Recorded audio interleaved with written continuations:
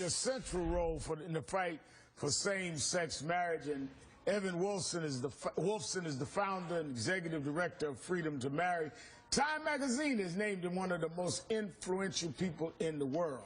And Jeffrey Rosen, president and CEO of the National Constitution Center. Thank you both for coming on the show tonight. Evan, what does this ruling say about America in the year 2013? Well, it says that even when the Supreme Court can get something as wrong as it did yesterday, it can sometimes get it right. And what it says is the Constitution is a document that guarantees all of us protections, and if we work hard and keep working and do the work, we can all be part of the American dream. The Supreme Court today, by striking down the central part of the so-called Defense of Marriage Act, turned the federal government from the #1 discriminator against gay couples to now being on the side of those families as we push forward to win the freedom to nationwide.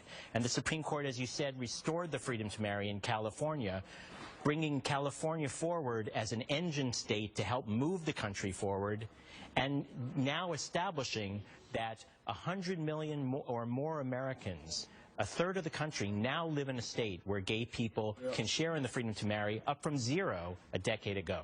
Jeffrey Evan mentioned, as wrong as they got it yesterday, they got it right today, and it definitely, in my opinion, was wrong yesterday. How do we deal with the difference in rulings? Well, I think, first of all, I want to congratulate Evan Wolfson on this victory. You were right to say how influential he's been in this historic victory, and it was years ago that he wrote a college thesis insisting that the right to marry should be a central constitutional right. It's a huge personal victory for him today. How can we reconcile these two rulings? In some ways, they're strikingly consistent. In both cases, Justice Kennedy, writing for a divided court, took a sweepingly expansive view of individual liberty. In this case, it favored a liberal result. He recognized properly the individual liberty and dignity of gays and lesbians to be treated equally by the federal government. Yesterday, Justice Kennedy and his colleagues, along with Chief Justice Roberts, believed that the individual right not to be discriminated against prevented the federal government from imposing pre-clearance requirements on certain states. So it just goes to show that you may disagree with Justice Kennedy, but he does have a very expansive view of individual liberty. Sometimes it favors liberal results, sometimes conservative ones. Well, I do disagree, because the victims are not the states in that case. It's those that could not vote in those states according to state law.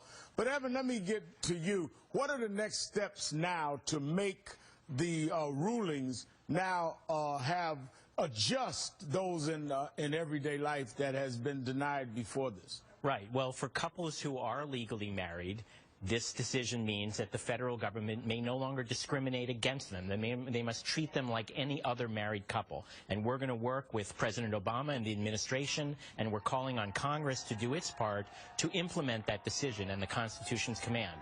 And of course, even though we now have 13 states, including California, and a third of the country, that leaves 37 states where gay people are still denied the freedom to marry. And that's an injustice that has to come to an end. That's important, Jeffrey, because 37 states that does not have same-sex marriage as the law, this ruling does not require that they do that. Is that right?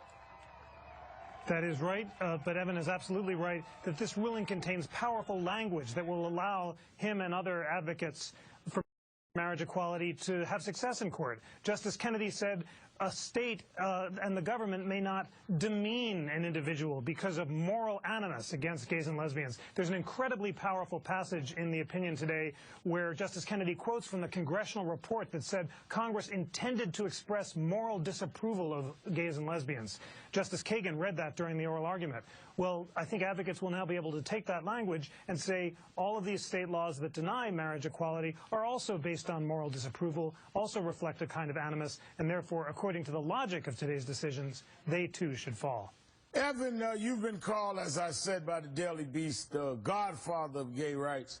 One of the things that concerned me, as you know, I've stood up to some chagrin of some of my colleagues for gay rights.